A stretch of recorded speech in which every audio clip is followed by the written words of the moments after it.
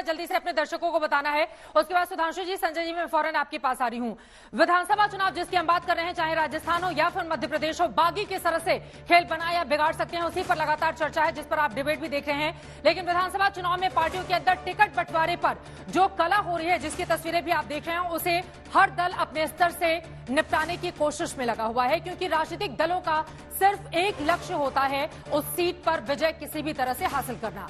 लेकिन ये बगावत कई बार किस तरह से भारी पड़ जाती है, जल्दी से कुछ आंकड़े आपके सामने रखते हैं। मसलन मध्य प्रदेश की अगर बात सबसे पहले कर लें, 2018 में मध्य प्रदेश में कम से कम 5 ऐसी सीटें थी विधानसभा की जो बीजेपी सिर्फ और सिर्फ बगावत की वजह से हारी थी। यहां पर दिखा रहे दमोह, बीजेपी के बागी को 1131 वोट मिले थे। अगर मना लिए होते तो वोट बीजेपी को मिल जाता, तो फिर बीजेपी को 798 वोट से हार का सामना नहीं करना पड़ता। पथरिया, बीजेपी के बागी को 8755 वोट मिले थे, वहां पर बगावत का नुकसान इस तरह से हो गया, हार गई 2205 वोट से पथरिया। ग्वालियर दक्षिण की बात करें, बीजेपी को के बागी को 30,000 से ज्यादा वोट हासिल हुए थे, और यहां पर देखिए सिर्फ 121 वोट से ही भारतीय जनता पार्टी को हार का सामना करना पड़ा था। पोहरी की बात करें, यहां पर बीजेपी के बागी को 52,736 वोट हासिल हुए थे, जबकि बीजेपी हारी थी 23,386 वोट से पोहरी विधानसभा। भिंड की बात कर लें, बीजेपी के बागी को 30,474 वोट हासिल हुए थे, 35,949 वोट से यहां पर बीजेपी हारी थी। हालांकि ये परिस्थिति अलग थी, यहां पर बीजेपी को और मेहनत करनी पड़ती तो भिंड में उस मुकाबले को और ज्यादा कड़ा और बड़ा वो बना सकती थी। ये तो हमने आपको दिखा दी हैं तस्वीरें, जिसके जरिए आप समझ सकते हैं कि किस तरह से मध्य प्रदेश के अलग अलग हिस्सों में 5 ऐसी सीटें अगर बीजेपी जीत लेती तो सिर्फ बीजेपी और कांग्रेस, यहां पर 114 सीटें मिली थी कांग्रेस पार्टी को और 109 सीटें मिली थी भारतीय जनता पार्टी को। तो आप सोचिए कि परिस्थिति उस समय की क्या बन सकती थी। इसी तरह से मध्य प्रदेश में पिछली बार की विधानसभा में बागियों के कारण कांग्रेस को जो नुकसान हुआ था, उसके बारे में एक नजर डाल लेते हैं। झाबुआ, बुरहानपुर में यहां पर 7 सीटें ऐसी थी जहां पर कांग्रेस पार्टी को नुकसान मिला था, और आपको बता दें 7 सीटें अगर उसको मिल जाती, बागियों को वो मिला लेते, तो फिर प्रचंड तरीके से बहुमत की सरकार वहां पर बन सकती थी, क्योंकि 114 मिलने के बाद उसको बाकी दूसरे दलों से समर्थन हासिल करना पड़ा था। ग्वालियर ग्रामीण, पंधाना में बड़ा नुकसान कांग्रेस पार्टी को हुआ था, भगवानपुरा, उज्जैन दक्षिण में, और यहां पर वारा, सिवनी में भी कांग्रेस पार्टी 7 कुल ऐसी सीटें थी जहां पर उसको बुरहानपुर में 5120 मतों से जीते थे उसके बागी, यहां पर मना लेती, तस्वीर अलग हो जाती। उज्जैन उत्तर में बागी को 13,072 वोट मिले थे, कांग्रेस 25,000 से अधिक वोटों से हारी थी। तो इनके जरिए दरअसल हम आपको ये बताने की कोशिश कर रहे हैं कि 2018 में बीजेपी और कांग्रेस दोनों ही पार्टियों के लिए बागियों ने कितनी बड़ी मुश्किलें, मुसीबत खड़ी की थी।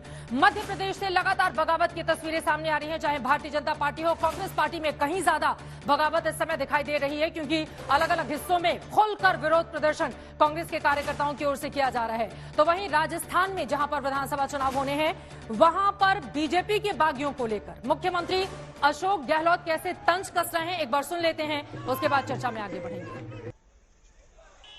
जितने आरोप लग रहे पैसे खाने के, तोड़फोड़ के, आगजनी के, अर्थी निकालने के, ऐसा मेरे ख्याल से शायद आप एग्री करेंगे, पूरे प्रदेशवासी एग्री करेंगे कि ऐसा माहौल कभी राजस्थान में देखा नहीं हमने, किसी पार्टी में नहीं देखा, चाहे कांग्रेस हो चाहे बीजेपी हो।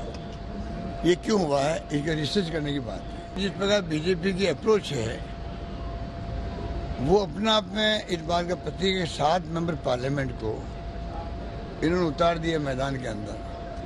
क्या उनका एक कार्यकर्ता बनी था 5 साल काम करने वाला? इसका मतलब इतने घबराए हुए हो। राजस्थान में जो सरकार ने काम किए हैं वो भी एक इतिहास बन गया है।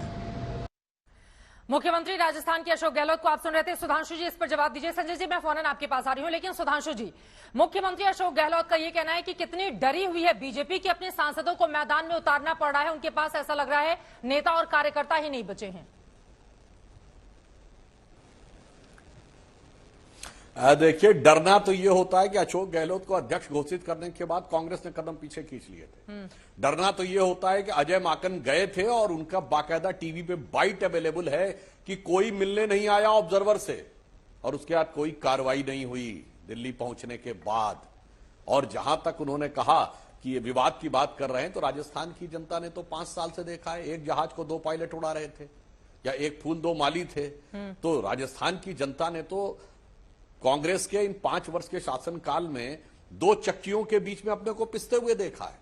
कांग्रेस के अंदर जिस प्रकार की उठापटक चलती रही, उसका खामियाजा हुआ कि राजस्थान में पहली बार ऐसा हुआ, सांप्रदायिक वातावरण कभी खराब नहीं था, लॉ एंड ऑर्डर इतना खराब नहीं था, महिलाओं पर अत्याचार की वो घटनाएं नहीं होती थी।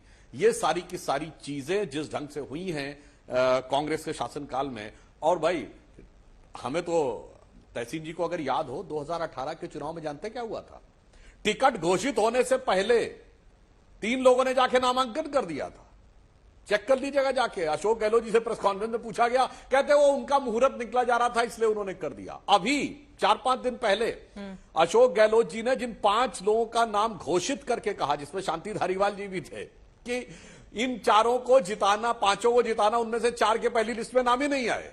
तो भाई वहां अंदर क्या चल रहा है सबको पता है। और मैं तहसीन जी को यह भी याद दिला देना चाहता हूं, हमारे यहां जो छोड़ के जाता है हमें कुछ नुकसान हुआ, मगर फिर उसे रियलाइज होता है कि जो मान सम्मान भाजपा में है और कहीं नहीं है। चाहे मुख्यमंत्री स्तर के लोग गए हों, येदियुरप्पा जी, उमा भारती जी, कल्याण सिंह जी, सब वापस भाजपा में आए, भाजपा और मजबूत थी। आपके यहां जो छोड़ के जाता है पार्टी निपटा देता है। शरद पवार जी कांग्रेस में ही थे, निपट गई कांग्रेस, छोड़ के गए। ममता बनर्जी जी कांग्रेस में थी, छोड़ के गए, निपट गई। जगन मोहन रेड्डी जी कांग्रेस में थे, छोड़ के गए, निपट गई कांग्रेस।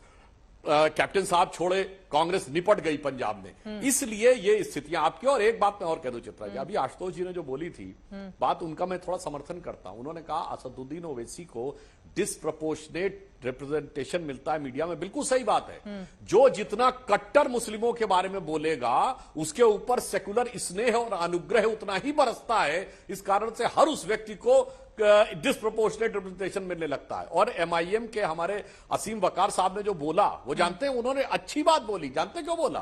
वो एहसान चुका रहे थे।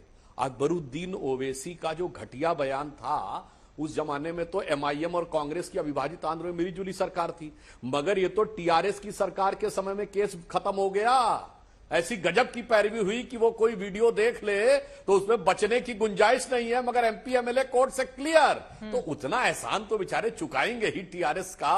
और हैदराबाद में उनका समर्थन रहता था, और डर क्यों ना हो, हैदराबाद म्युनिसिपल कॉर्पोरेशन इलेक्शन में जिस ढंग से बीजेपी ने इतनी भारी सफलता हासिल की जो इससे पहले नहीं था, तो हैदराबाद भी डगमगा रहा है। टीआरएस से एहसान भी चुकाना था।